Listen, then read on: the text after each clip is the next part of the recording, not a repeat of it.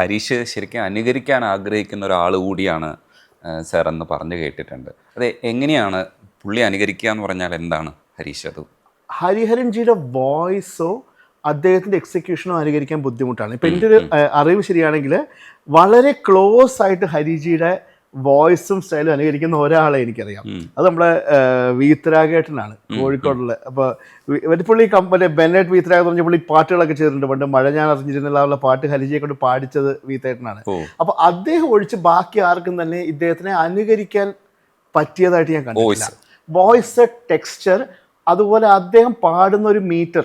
ഹരിജിക്ക് ഒരു മീറ്റർ ഉണ്ട്, എല്ലാ ഗായകർക്കും ഒരു മീറ്റർ ഉണ്ട്, എനിക്കും ഉണ്ട്.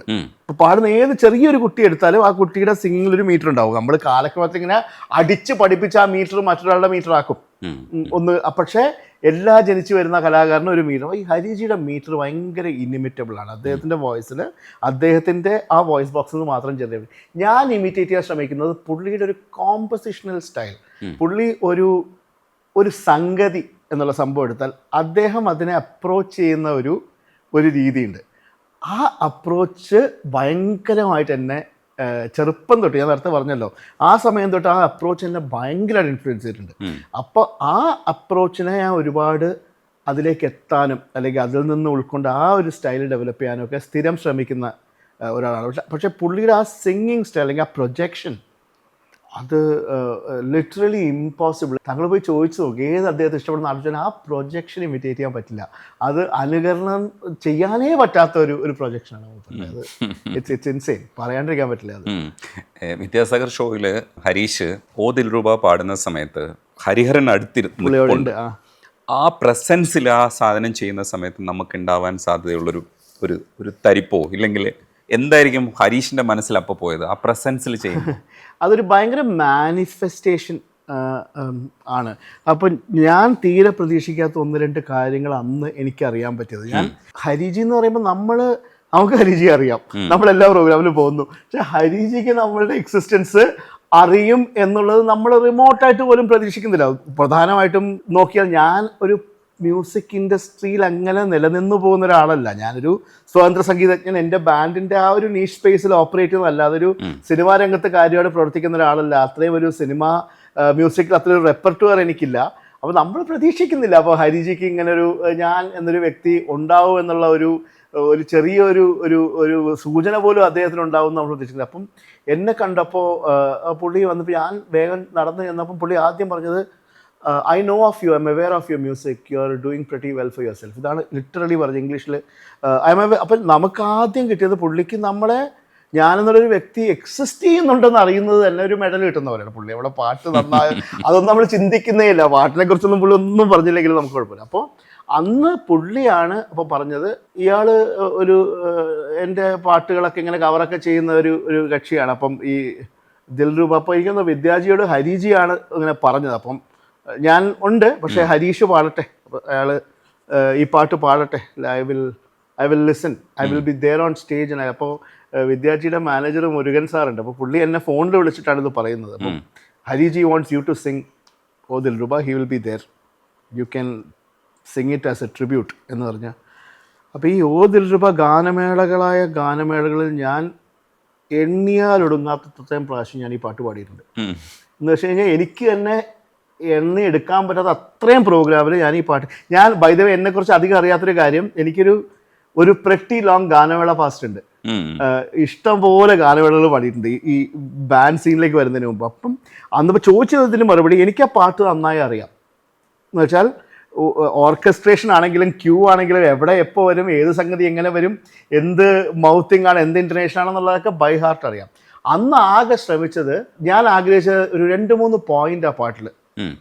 അത് ഹരിജി ചെയ്യുന്ന ആ 2-3 പോയിന്റ് എനിക്ക് പുള്ളിയുടെ അക്നോളജ്മെൻറ്റ് വേണം എന്നും മനസ്സിലാഗ്രഹിച്ചിരുന്നു. ആ സാധനം കറക്റ്റായ എനിക്കന്ന് ഏറ്റവും കിട്ടിയ ഹാപ്പിനെസ് വിദ്യാജിയുടെ അടുത്തു നിന്നും ഹരിജിയുടെ അടുത്തു നിന്നും ഞാൻ ആഗ്രഹിച്ച പാട്ടിലെ 2-3 പോയിന്റ്സിൽ എനിക്ക് വളരെ പ്രകടമായിട്ട് അവരുടെ ഒരു പോസിറ്റീവ് അക്നോളജ്മെൻറ്റ് എനിക്ക് സ്റ്റേജിൽ നിന്ന് എനിക്ക് കിട്ടി.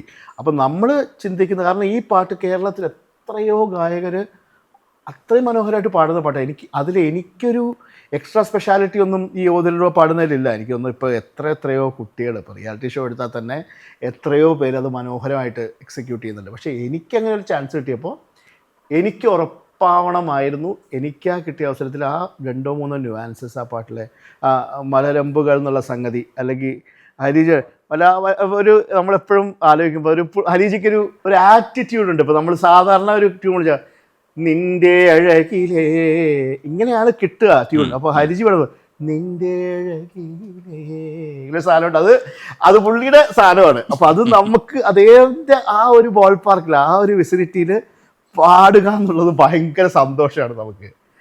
അഗ്നിരേഖയിൽ ഭയങ്കര പഞ്ചസാര പോലത്തെ കുഞ്ഞു സംഗതികളാണ്. അഗ്നിരേഖയിൽ അത്രയൊന്നും ഇല്ലാതെ അഗ്നിരേഖയിൽ അത് മൈക്കിൻ്റെ ഡൈനാമിക്സ് ഇങ്ങനെ ഒരു നൂല് കെട്ടി വലിച്ച പോലെ ഉണ്ടാവുള്ളൂ ആ സംഗതി അദ്ദേഹം പാടുമ്പോൾ. അപ്പം അതിനൊക്കെ എനിക്കൊരു റിയാക്ഷൻ കിട്ടണം എന്ന് അന്ന് ഒരാഗ്രഹമാണ്. അന്ന് പാടിയിരുന്നെങ്കിൽ റിയാക്ഷൻ കിട്ടില്ല. ഓരോ ദിവസത്തെ ഭാഗ്യമാണല്ലോ ഇതൊക്കെ. അപ്പോൾ ഞാൻ ഓപ്പൺ ക്യാൻവാസ് ആയിട്ടാണ് പോയത്. പിന്നെ പറയുള്ളൂ, വിദ്യാസാഗർ സാർ ഇത്രയും ഒരു ടാസ്ക് മാസ്റ്റർ, ഇത്രയും ലെജൻഡറി ആയിട്ടുള്ള പുള്ളി ഒരു ആർട്ടിസ്റ്റിനെ സ്റ്റേജിൽ ട്രീറ്റ് ചെയ്യുന്നതൊക്കെ നമ്മൾ ഓർത്ത് വെച്ച് പിൽക്കാലത്തിൽ എമുലേറ്റ് ചെയ്യേണ്ട കാര്യമാണ്. ഇത്രയും ഒരു ആർട്ടിസ്റ്റിനെ കംഫർട്ടബിൾ ആക്കി, ഒരു ആർട്ടിസ്റ്റ് എത്ര ജൂനിയർ ആയിട്ടുള്ള ആർട്ടിസ്റ്റ് ആണെങ്കിലും മൂപ്പരുടെ ഒരു സ്റ്റേജ് കണ്ടക്ട് ചെയ്യുന്ന രീതിയിൽ നമുക്ക് ടെൻഷൻ വരില്ല. പുള്ളി ആ ടെൻഷൻ റിമൂവ് ചെയ്തിട്ടാണ് പുള്ളി കണ്ടക്ട് ചെയ്യുന്നുണ്ട് സ്റ്റേജിൽ. നമുക്ക് തൊട്ടപ്പുറത്ത് അദ്ദേഹമുണ്ട്. അപ്പോൾ ആ ഒരു സിറ്റുവേഷനിൽ ഹരിജി അപ്പുറത്തിരിക്കുന്നു, വിദ്യാജി നിൽക്കുന്നു. എന്താ പറയുക, ഞാൻ വളരെ ചെറിയ കാര്യങ്ങളിൽ സന്തോഷിക്കുന്ന ഒരാളാണ്. എനിക്ക് വലിയ ആസ്പിറേഷൻസ് അങ്ങനെ ഇല്ലാത്ത ഒരാളാണ്. എനിക്ക് ചെറിയ അപ്പപ്പുള്ള കാര്യങ്ങൾ നന്നായി പോകണമെന്ന് എനിക്ക് ഭയങ്കര ഹാപ്പി ആയ ഒരു മൊമെൻ്റ്, എനിക്കൊരു മാനിഫെസ്റ്റേഷൻ ആയ മൊമെൻറ്റ്. നമ്മൾ പ്രതീക്ഷിക്കുന്നില്ല ഇതൊന്നും. നമ്മൾ അന്ന് പ്രോഗ്രാമിന് പോകുമ്പോൾ പോലും ഹരിജി വരുമെന്നോ നമ്മൾ സംസാരിക്കുമെന്നോ, ഞാനൊരു സെൽഫി എടുക്കണം എന്നൊക്കെ പറഞ്ഞ് എൻ്റെ അച്ഛനോട് പറഞ്ഞിട്ട് പോയതാണ്. ഹരിജി പുറകെ വല്ലതും നിൽക്കുന്നുണ്ടെങ്കിൽ സമയം കിട്ടുകയാണെങ്കിൽ പോയൊരു സെൽഫി എടുക്കണം, ഈ ഒരു ആംഗിളിലാണ് നമ്മൾ പോകുന്നത്. പക്ഷെ അവിടെ നിന്ന് അങ്ങനൊരു കാര്യത്തിലേക്ക് എത്തി. അതിനുശേഷം വിദ്യാജി പിന്നെ എന്നെ ഇപ്പോൾ അത് കഴിഞ്ഞുള്ള 2 പ്രോഗ്രാമിനും പുള്ളി എന്നെ വിളിച്ച് എനിക്കിപ്പം ആ പാടി 2 ഷോയിലും ഹരിജിയുടെ പാട്ടുകളൊക്കെ എനിക്ക് പാടാനുള്ള അവസരം വിദ്യാജി പിന്നെയും തന്നു. ഇപ്പം ബാംഗ്ലൂരുള്ള ഷോയിലും അതേപോലെ എനിക്ക് 4 പാട്ട് പാടാനുള്ളത്, 4 പാട്ടും ഹരിജിയുടെ പാട്ടാണ് വിദ്യാജി തന്നത്. അതൊക്കെ ഒരു നമ്മളുടെ ഒരു ഗുഡ് ഫോർച്യൂൺ മാനിഫെസ്റ്റ് ചെയ്യുന്നു, അത്രേ ഉള്ളൂ. ഉയിരേ ഉയിരേ வந்து என்னோடு கலந்து விடு, உயிரே உயிரே என்னை உன்னோடு கலந்து விடு, நினைவே நினைவே இந்த விண்ணோடு கலந்து விடு, கனவே கனவே எந்தன் கண்ணோடு கரைந்து விடு, காதல் இருந்தால் எந்தன் நெஞ்சோடு கலந்து விடு, காலம்